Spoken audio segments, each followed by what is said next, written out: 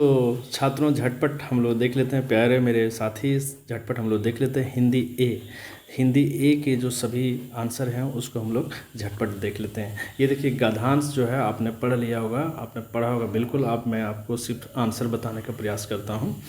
देखो यहाँ पे पहला क्वेश्चन है, गाछ वृक्ष का क्या अर्थ होता है? तो गाछ वृक्ष का अर्थ होता है पेड़ पौधे।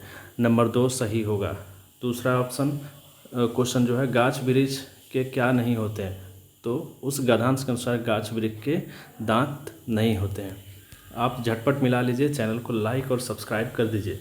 सब्सक्राइब करिए, हमारे चैनल का हिस्सा बनिए। गाछ वृक्ष किसके द्वारा माटी से रसपान करते हैं? तो जड़ के द्वारा। अगला है, पेड़ कब मर जाते हैं? पानी नहीं मिलने पर पेड़ जो है मर जाते हैं। चलिए, चैनल को सब्सक्राइब करिए और लाइक करिए। ये देखिए, एक कविता का यहाँ पे अंश है, इसको आप पढ़ेंगे, मैं आपको आंसर समझा देता हूँ, बता देता हूँ। देखो, धनुष से छूटा हुआ बाण क्या करता है? तो वो क्या करता है? लक्ष्य को भेद देता है ना, लक्ष्य को भेद देता है। ए नंबर सही होगा। नेक्स्ट है, लक्ष्य के पथिक कंटकों को क्या कहते हैं? तो लक्ष्य के पथिक कंटकों को फूल कहते हैं। अगला है, बाल रवि की किरणें कैसी होती हैं? स्वर्ण किरणें होती हैं, बिल्कुल स्वर्ण किरणें होती हैं। नेक्स्ट है, कहाँ तक पहुँचे बिना पथिक को विश्राम नहीं करना चाहिए? तो लक्ष्य तक पहुँचे बिना पथिक को विश्राम नहीं करना चाहिए। यहाँ पे अब देखिए, व्याकरण से है, जिस वाक्य में कर्ता और क्रिया उपस्थित हो उसे अकर्मक कहते हैं। अगला है, बच्चा पुस्तक पढ़ रहा है, कौन सी क्रिया है? तो सकर्मक है। ठीक है, चलिए नेक्स्ट क्वेश्चन है, किसान खेत जोत रहा है, तो क्रियापद जो है जोत रहा है ना, ये क्रियापद है। चलिए आगे बढ़ते हैं, अगला प्रश्न लेते हैं। ये रहा अगला प्रश्न 12 नंबर, कौन सा वाक्य अकर्मक क्रिया का उदाहरण है? तो रमेश हंस रहा है, यह अकर्मक क्रिया का उदाहरण है। अंबर का एक अर्थ वस्त्र, दूसरा आकाश होता है, आकाश को भी अंबर कहा जाता है ना।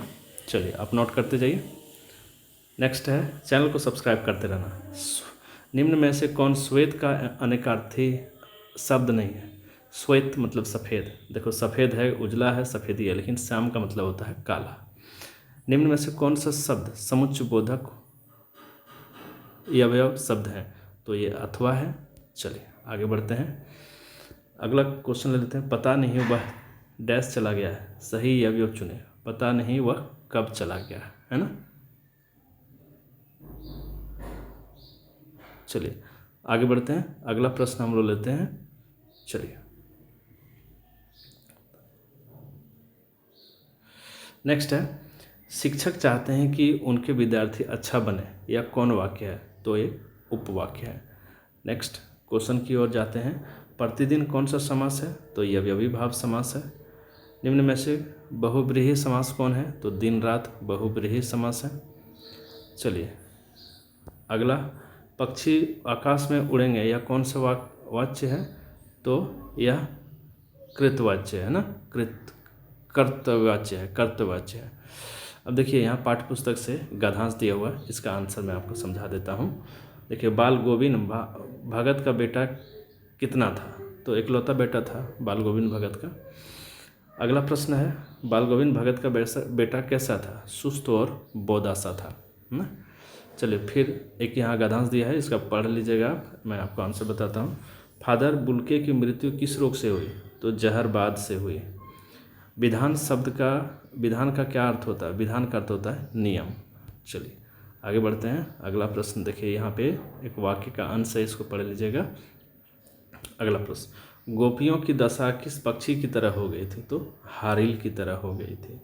यहाँ नंद नंदन किसे कहा गया है? तो कृष्ण को नंद नंदन कहा गया है। अगला प्रश्न फिर एक कविता का अंश है, इसको पढ़ लीजिएगा।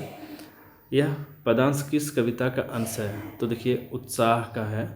ठीक है, अगला है, कवि बादल को क्या घेरने को कह रहे हैं? तो पूरा आकाश को घेरने को कह रहे हैं। अगला क्वेश्चन लेते हैं, कैप्टन कौन था? तो कैप्टन चश्मा बेचने वाला था। अगला है, लेखक ने खीरा खाने से क्यों इनकार कर दिया? तो आत्मसम्मान की रक्षा के लिए कर दिया। यदि किसी प्रश्न में आपको डाउट होगा तो कमेंट बॉक्स में उसको लिखना। आप चैनल को झटपट सब्सक्राइब करिए, हमारे चैनल का हिस्सा बनिए। बिस्मिल्लाह खां क्या बजाते थे? तो शहनाई बजाते थे। लेखक मन्नू भंडारी का बचपन किस शहर में बीता है? तो आप जो है अजमेर मारेंगे। इसमें आप का आंसर भी मुझे चाहिए होगा कि इसका आंसर एग्जैक्ट क्या होगा। मुझे लग रहा है कि अजमेर होगा। चलिए, परशुराम के गुरु कौन थे? तो परशुराम के गुरु शिव थे। आगे बढ़ते हैं, अगला प्रश्न लेते हैं। कवि नागार्जुन मैथिली में किस नाम से प्रतिष्ठित है? तो यात्री के नाम से। मृग तृष्णा का अर्थ क्या होता है? छलावा, छल जिसको कहते हैं, है ना। चलिए नेक्स्ट है, मुख्य गायक की आवाज़ कैसी थी? चट्टान जैसी भारी थी, है ना। भोलानाथ के सिर में क्या थी? लंबी लंबी जटाएं, है ना। चलिए आगे बढ़ते हैं। कभी कभी बच्चे किसका जुलूस निकालते थे? तो नारेबाजी का जुलूस निकालते थे, आपने पढ़ा होगा। जॉर्ज पंचम की लाट कहाँ स्थित है? तो आगरा में है। और अगला अंतिम सवाल, गंगटोक किस राज्य की राजधानी है? तो सिक्किम।